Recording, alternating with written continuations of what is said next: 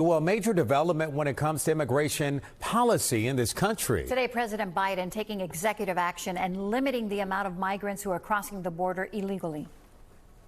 I've come here today to do what the Republicans in Congress refuse to do. Take the necessary steps to secure our border. The executive action, which takes effect today, allows the president to temporarily shut down the border if illegal crossings reach 2,500 a day. The border would only reopen if daily encounters drop below 1,500.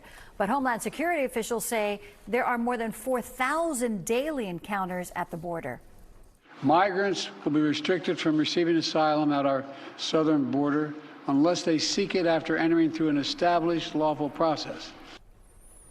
Now, the president's immediate action will certainly have ripple effects across the country and here in South Florida. And here's NBC6's Roxanne Vargas live with how this could affect families here at home. Yeah, right here in our own backyard, right, Jackie and Juwan? While Florida is not a border state historically, it has been known to absorb mass migration, right? For decades, South Florida has been and continues to be a major destination for migrants. So the president's policy already causing concerns among immigrant advocacy groups here at home.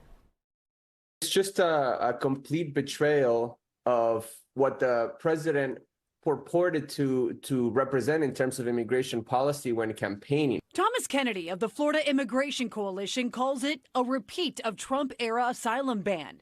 Already, advocates like Kennedy pointing out Biden's new policy may run into legal troubles. This is clearly politics. This is happening because the Democratic Party has not put forward a vision and a policy in terms of rebuilding our immigration system in a humane fashion. Kennedy takes it one step further and calls it short-term political opportunism.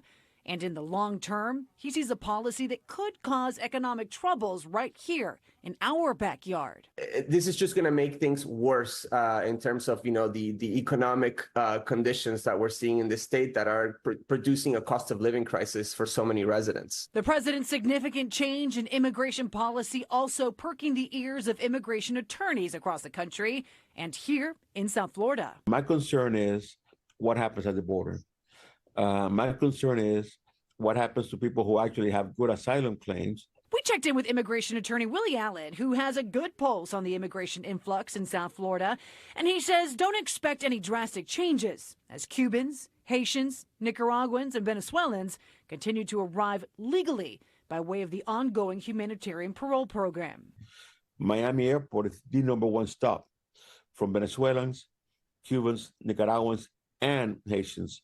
And close to now 400,000 people have come in through the humanitarian parole. From Washington, a Biden administration official calls the new immigration policy decisive action necessary when Congress isn't acting. It also means that we'll reduce the number of irregular migration.